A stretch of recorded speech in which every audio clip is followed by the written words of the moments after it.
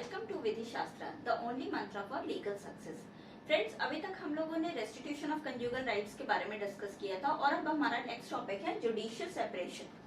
तो आइए हम देखते हैं कि जुडिशियल सेपरेशन में कौन कौन से ऐसे पॉइंट्स हैं जो हमें कवर करने हैं। ठीक है, तो सबसे पहले हम आते हैं meaning of judicial separation. Judicial separation means state of relations between the parties when they are under no obligation to live together। इसका मतलब सिंपली इसका मतलब होता है कि जो पार्टीज है, मतलब हस्बैंड और वाइफ, इन दोनों के बीच का जो रिलेशन है वो किस तरीके से इसमें आता है, कवर होता है। जैसे कि उनके ऊपर कोई भी ऑब्लिगेशन नहीं है कि वो अपने मैरिटल लाइफ को परफॉर्म करें और कोई भी मैरिटल ऑब्लिगेशन का परफॉर्मेंस करे। तो जुडिशियल सेपरेशन का सिंपली ये मतलब होता है। दूसरा हम देखते हैं कि इसका ऑब्जेक्ट क्या है। तो ऑब्जेक्ट को सबसे पहले सुप्रीम कोर्ट के केस में हम देखते हैं, हीरानंद वर्सेस सुनंदा के केस में इसके ऑब्जेक्ट को सुप्रीम कोर्ट ने किस तरीके से डिक्लेयर किया है। सुप्रीम कोर्ट ने कहा है कि it provides an opportunity to the spouse for reconciliation. इसका मतलब है कि ये जो जुडिशियल सेपरेशन है, इसकी डिग्री, ये जो हस्बैंड और वाइफ हैं, स्पाउसेस हैं, उनको एक अपॉर्चुनिटी देता है कि वो आपस में मतलब सुलह कर ले, या उनको एक सुअवसर देता है रिकंसिलिएशन करने का। और उसके बाद से हम देखते हैं कि इसके रेलिवेंट प्रोविजन कहाँ कहाँ पर दिए गए। तो पहला तो मेन इसका जो section 10 of Hindu marriage act है, बेसिकली उसमें ही इसके प्रोविजन जुडिशियल सेपरेशन के दिए गए हैं। फिर हम आते हैं इसका स्कोप और एप्लीकेबिलिटी सेक्शन 10 की कहाँ कहाँ पर है। तो सेक्शन 10 जो है वो हमारा अप्लाई होता है, is applicable to all kinds of marriages whether solemnized before और after the commencement of Hindu marriage act 1955। इसका मतलब कि जो सेक्शन 10 है उसकी एप्लीकेबिलिटी या उसका स्कोप, उसका जो दायरा है, वो सभी तरीके के विवाह पर अप्लाई होता है, जो कि या तो वो पहले या बाद में जो हिंदू मैरिज एक्ट 1955 है उसके पहले के जो प्रोविजन है, उसके बाद के जो प्रोविजन, उन सब तरीके के विवाहों पर ये जुडिशियल सेपरेशन के प्रोविजन अप्लाई होते हैं। फिर हम आते हैं ग्राउंड्स कौन कौन से होते हैं जुडिशियल सेपरेशन के।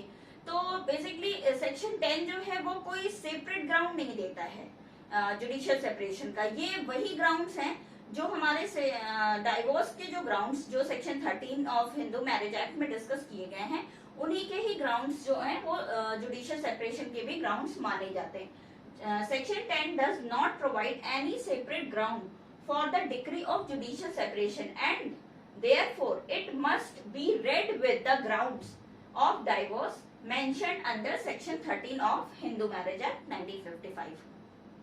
फिर हम देखते हैं कि इस रेमेडी जो जुडिशियल सेपरेशन की डिग्री है, उसकी जो रेमेडी है उसका नेचर क्या है। तो इसका जो रेमेडी है वो आपको स्पाउस को मतलब एक अपॉर्चुनिटी देता है कि टू लिव अपार्ट, मतलब कि एक दूसरे से अलग रहने की। एंड दस this remedy is lesser than divorce. और ये जो रेमेडी है वो डाइवोर्स की जो रेमेडी है उससे थोड़ी कम मानी जाती है, मतलब उसकी अपेक्षा उसकी कम मानी जाती है।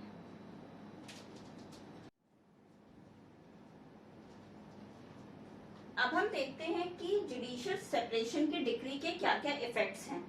तो देखते हैं कि upon passing the decree of judicial separation, जब जुडिशियल सेपरेशन की डिक्री पास की जाती है तो उसके क्या क्या इफेक्ट्स अराइज होते हैं, वो हम देखते हैं कि फॉलोइंग पॉइंट्स में हम इसके इफेक्ट्स को डिस्कस करते हैं। तो सबसे पहला इफेक्ट है कि मैरिटल लाइफ इज सस्पेंडेड, मतलब मैरिटल कोई भी राइट्स है या ऑब्लिगेशन है वो पूरी तरीके से सस्पेंड हो जाती है उस टाइम।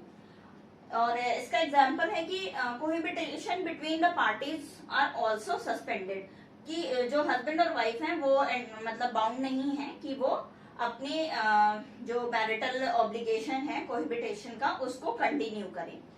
फिर दूसरा इफेक्ट आता है कि marriage does not dissolve but it subsist. इसमें सबसे जो मेन इसका इम्पोर्टेंट पॉइंट है वो यही है कि जुडिशियल सेपरेशन की डिग्री पास होने के बाद जनरली ये सोचते हैं कि हम अलग हो गए तो मतलब छुटकारा मिल गया या समथिंग ऐसा।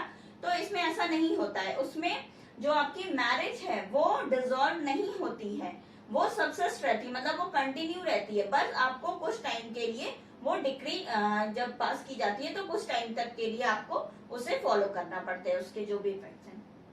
फिर तीसरा पॉइंट आता है आपका कि the spouse continue to have the same status but they are not bound to live together.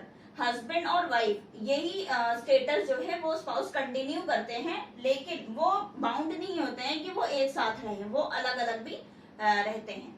और चौथा पॉइंट है कि जो पेटिशनर है, petitioner is entitled to claim maintenance. Petitioner को मेंटेनेंस क्लेम करने का पूरी तरीके से हक होता है और वो इसको मेंटेनेंस के लिए पिटीशन भी फाइल कर सकता है। और लास्ट आपका पॉइंट आता है कि parties are not entitled to marry again. Judicial separation की जो डिक्री है वो पास होने के बाद ये अधिकार पार्टीज को नहीं मिलता है कि वो दोबारा शादी कर लें या कहीं और शादी कर लें, क्योंकि अभी तक उनकी जो मैरिज है वो सबसिस्ट है, वो डिसॉल्व नहीं हुई है और वो एज अ हस्बैंड और वाइफ यही स्टेटस वो कंटिन्यू करते हैं। तो इस तरीके से हम देखते हैं कि जुडिशियल सेपरेशन के ये इफेक्ट्स होते हैं डिक्री पास होने के। अब हम जो इसका नेक्स्ट टॉपिक है वो डाइवोर्स को डिस्कस करेंगे, और डाइवोर्स में जो भी ग्राउंड्स हैं वो हम वैसे ही पढ़ेंगे जैसे कि इसमें जुडिशियल सेपरेशन के हैं। तो जुडिशियल सेपरेशन के ग्राउंड्स मैंने इसीलिए अभी डिस्कस नहीं किया क्योंकि मैं उसको section 13 of Hindu marriage act के डाइवोर्स के ग्राउंड्स में अलग अलग पूरी तरीके से डिटेल में डिस्कस करूंगी। सो आपको ये वीडियो समझ में आया होगा। So thank you so much.